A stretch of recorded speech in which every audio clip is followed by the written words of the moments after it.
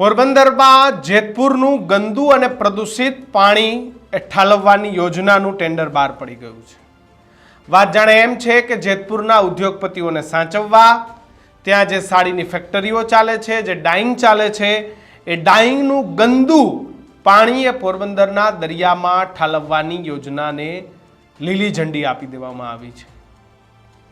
લોકસભાની ચૂંટણી વખતે આયાતી ઉમેદવાર, કેન્દ્રીય નેતા, કેન્દ્રીય મંત્રી, પોરબંદરના સાંસદ મનસુખ માંડવિયાએ ગુલબાંગો ફેંકી હતી કે હું આવીશ તો યોજના નહીં આવે, કારણ કે મારું દિલ્હીમાં ચાલે છે, હું દિલ્હીનો નેતા છું, હું દિલ્હીમાં રહીને તમારું કામ કરીશ। જોકે મનસુખભાઈએ જે વાત કરી હતી એ વાત ઉપર મનસુખભાઈ અડીખમ છે કે તેઓ દિલ્હીના નેતા છે અને તેઓ દિલ્હીમાં જ રહે છે, પોરબંદરની જનતાનું કંઈ તેઓ સાંભળતા નથી। ખારવા સમાજે રેલી કાઢી, તમામ સમાજોએ રેલી કાઢી, કારણ કે જેતપુરનું પ્રદૂષિત પાણી આવે તો ઓલરેડી અત્યારે જે ફિશિંગ છે, જે ફિશરિંગ છે, એને ઓલરેડી સમસ્યાઓ છે, દૂર દૂર સુધી જવું પડે છે, પાકિસ્તાન બોર્ડર સુધી જવું પડે છે, એમ છતાં પણ માછીમારી નથી થતી। એવામાં જો આ ગંદુ પાણી ઠાલવવામાં આવે તો લોકોને માછીમારીથી હાથ ધોવા પડે એમ છે। જોકે આ તમામની વચ્ચે રેલી નીકળ્યા બાદ પણ આંગળી રાખીને ચૂપ બેઠેલા મનસુખ માંડવિયાએ હજુ સુધી કોઈ જ પ્રકારનો જવાબ એ પોરબંદરની જનતાને નથી આપ્યો। પરંતુ આજે વાત કરવી છે સોશિયલ મીડિયા પોસ્ટની। આ તમામની વચ્ચે પોરબંદરના ધારાસભ્ય અર્જુન મોઢવાડિયાએ પોતાના ફેસબુક પર એક પોસ્ટ કરી છે અને એ પોસ્ટની અંદર મનસુખ માંડવિયા એ તેમની સાથે બેઠા છે। અર્જુન મોઢવાડિયાએ લખ્યું છે, 13 કલાક પહેલાની તેમની પોસ્ટ છે કે આજ રોજ ગાંધીનગર સર્કિટ હાઉસ ખાતે કેન્દ્રીય શ્રમ અને રોજગાર મંત્રી શ્રી મનસુખ માંડવિયાજી અને રાજ્ય સરકારના શ્રમ અને રોજગાર મંત્રી શ્રી બળવંતસિંહ રાજપૂત સાથે બેઠક કરી। બેઠકમાં પોરબંદરમાં ITI ખાતે મર્ચન્ટ નેવી ક્રૂ અધિકારીઓને ટ્રેનિંગ માટે નવી મર્ચન્ટ નેવી ITI શરૂ કરવા અને ડીપ સી ફિશિંગના ક્રૂને તાલીમ આપવા, ITIમાં નવા અદ્યતન કોર્સ શરૂ કરવા તેમજ પોરબંદર અમદાવાદ રૂટ પર હવાઈ સેવા શરૂ કરવા અંગે વિસ્તૃત ચર્ચા કરી। અર્જુન મોઢવાડિયાએ કેન્દ્રીય મંત્રીને હાજર રાખ્યા, ઔદ્યોગિક મંત્રી જે આપણા અહીંના છે બળવંતસિંહ રાજપૂત તેમને હાજર રાખ્યા અને સાથે અધિકારી આલમ હાજર હતો। સાહેબ, ITI આવે સારી વાત છે અર્જુનભાઈ, મર્ચન્ટ નેવીના કોર્સ શરૂ થાય સારી વાત છે અર્જુનભાઈ, હવાઈ યાત્રા શરૂ થાય ખૂબ સારી વાત છે।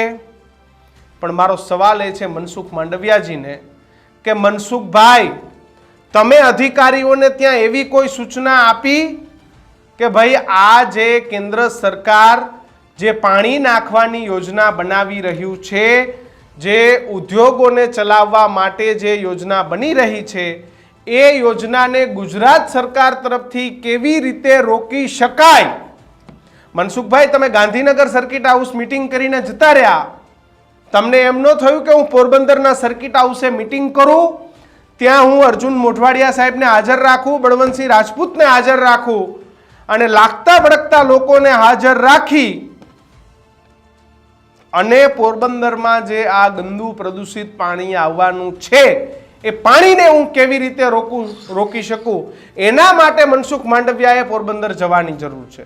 ઠીક છે, ITI આવશે, લોકોને તાલીમ મળશે, રોજગાર મળશે, હવાઈ યાત્રા શરૂ થશે, લોકો જલ્દી આવી જાવી શકશે, મેડિકલ સુવિધાઓમાં લોકો જલ્દી અમદાવાદ આવી શકશે, પણ આ બધાની વચ્ચે સૌથી વધુ જરૂરી છે પોરબંદરનો મુખ્ય રોજગાર, એ છે માછીમારી। એ માછીમારીમાંથી પોરબંદરમાં પૈસા આવે છે, એ જ પૈસાથી આખા પોરબંદરનું રોટેશન ચાલે છે, કારણ કે ખારવા સમાજ એ મોટા પ્રમાણમાં રહે છે, તેનાથી પોરબંદરની ખરીદ શક્તિ, જે બાકીના વેપારીઓ છે તેમની ખરીદ શક્તિ જે વધે છે, જે લોકો ત્યાંથી જે ખરીદી કરે છે એનો મુખ્ય આધાર એ માછીમારી પર છે।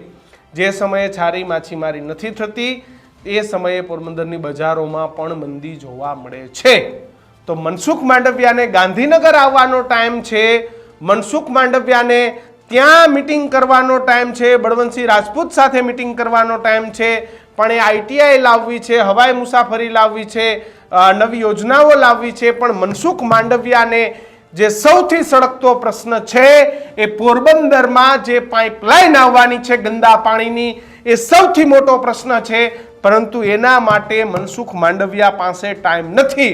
નહીતર મનસુખ માંડવિયાએ એમ કહેવું જોઈએ કે ચાલો અર્જુનભાઈ આપણે જઈએ ગાંધીનગરમાં તો મિટિંગ કરીશું, પણ સૌથી પહેલી જે સમસ્યા છે પોરબંદરના માછીમારોની છે, પોરબંદરના ખારવા સમાજની છે, એ સમસ્યાને આપણે પહેલા દૂર કરવી પડે.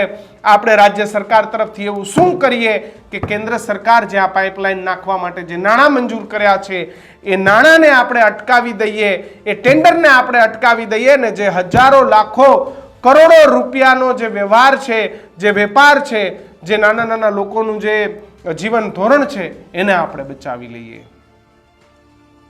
આજે તમે મિટિંગ કરી, યોજના તો 10 વર્ષે આવશે, ત્યારે કોણ ક્યાં હશે કેમ હશે કોઈને ખબર નથી. તાત્કાલિક તમે જે કરી શકો છો એ કામને અટકાવવાનું છે. પોરબંદરના ખારવા સમાજ સહિત પોરબંદરને બચાવવાનું છે. એ કામ માટે તમે કેમ અમદાવાદ ગાંધીનગરમાં મિટિંગ કરી, કેમ તમે મિટિંગ એ પોરબંદરની અંદર ના કરી અને પોરબંદરની જનતાને સારું કેમ કરી શકાય એ માટે મનસુખ માંડવિયા જો વાત કરે તો સૌથી વધારે ગમતું. અત્યારે ખારવા સમાજની અને પોરબંદરની અપેક્ષા એ છે કે મનસુખભાઈ આ પાણીની પાઇપલાઇન આવે છે એના માટે 2 શબ્દો બોલે. તમારું શું માનવું છે? મનસુખ માંડવિયા ગાંધીનગરથી મિટિંગ કરીને જતા રહે છે, પોરબંદરના ખારવા સમાજને ક્યારે સાંભળવા આવશે? ખબર હોય તો કોમેન્ટ બોક્સમાં લખજો. અને પોરબંદરમાં જે પ્રદૂષિત પાણી ઠાલવવાનું છે તેને લઈને તમારા મંતવ્ય ખાસ કમેન્ટમાં લખજો. જોતા રહેજો ન્યૂઝ રૂમ. નમસ્કાર.